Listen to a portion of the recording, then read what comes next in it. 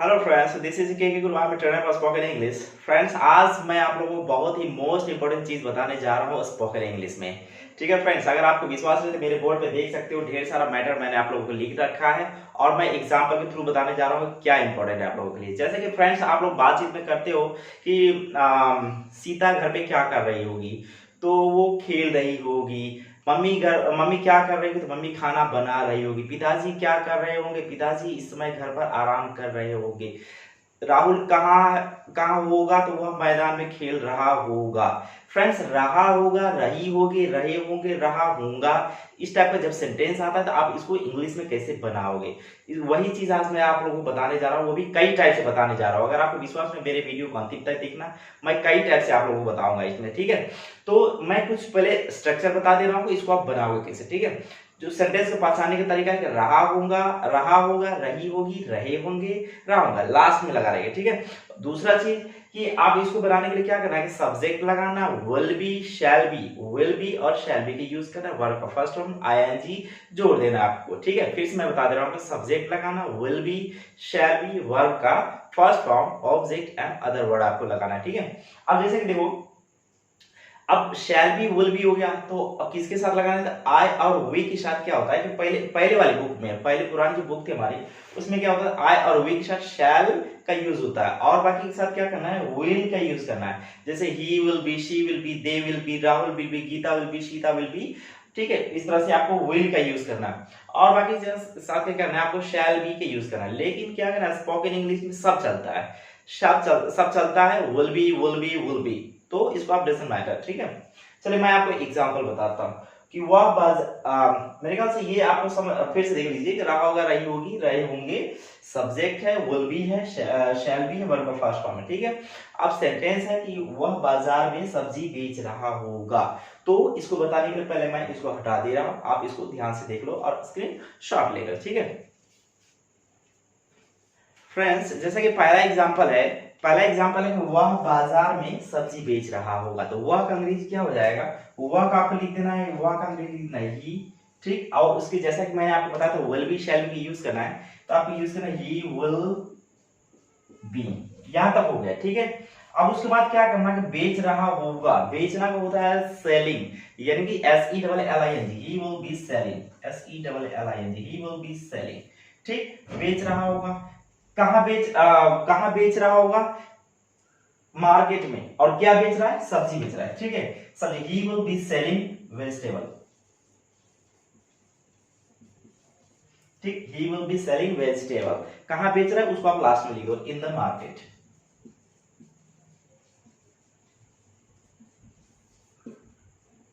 ठीक, एक सेंटेंस हो गया। नहीं समझ में आया, दूसरा सेंटेंस आप देख लो कि लोग अपनी जरूरत का सामान खरीद रहे होंगे।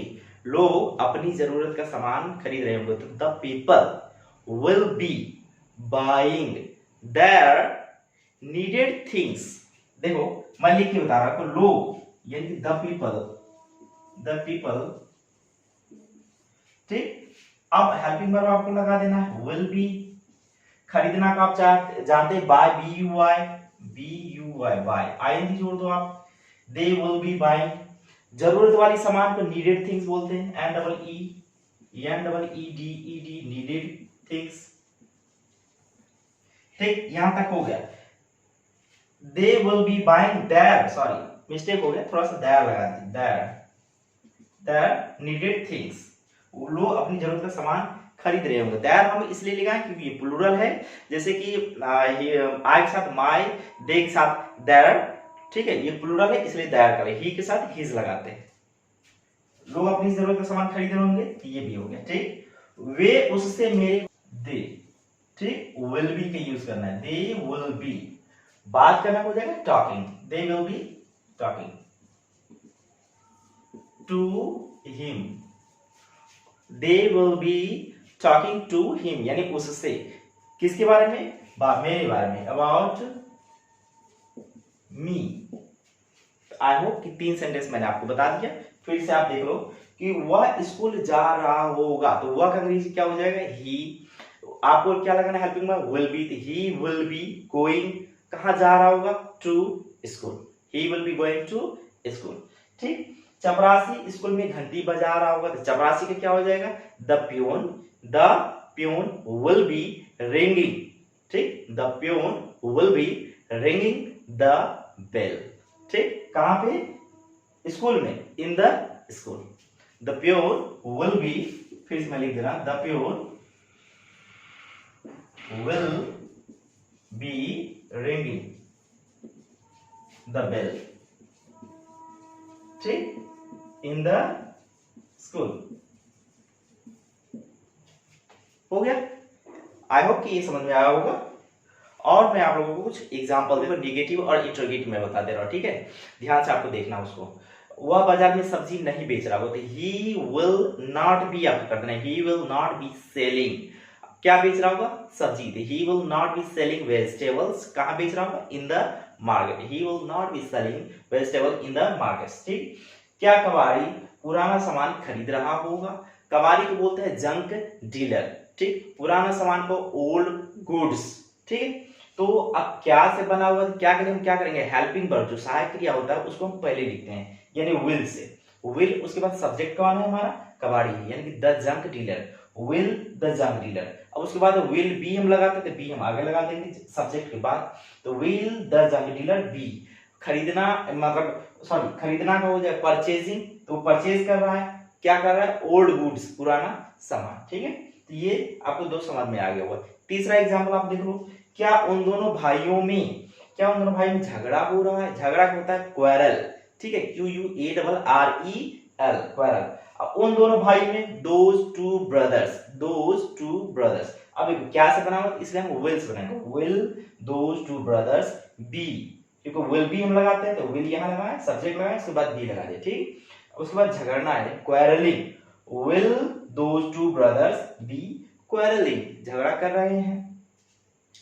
वह वहां इस समय क्या कर रहा होगा, ठीक, तो वह वहां इस समय क्या शब्द अगर बीच में रहता है तो क्या को हम पहले लिख देते हैं, ठीक है, क्या यानी कि व्हाट, क्यों, व्हाई, कब, व्हेन, ठीक है, इस तरह से क्या हम क्या लिखेंगे, व्हाट, उसके बाद हमको लगाना विल, तब सब्जेक्ट लगाना है, व्हाट विल ही, यानी कि वह जो है, उसके बाद हम व्हाट विल ही, उसके बाद हम बी लगाएंगे, ठीक, बी, उसके बाद जो करना होता है डूइंग, तो डूइंग कहां पे, वहां पे, तो what will he be doing there, इस समय, एट दिस टाइम, इस समय के लिए हम क्या लिखते हैं, एट दिस टाइम।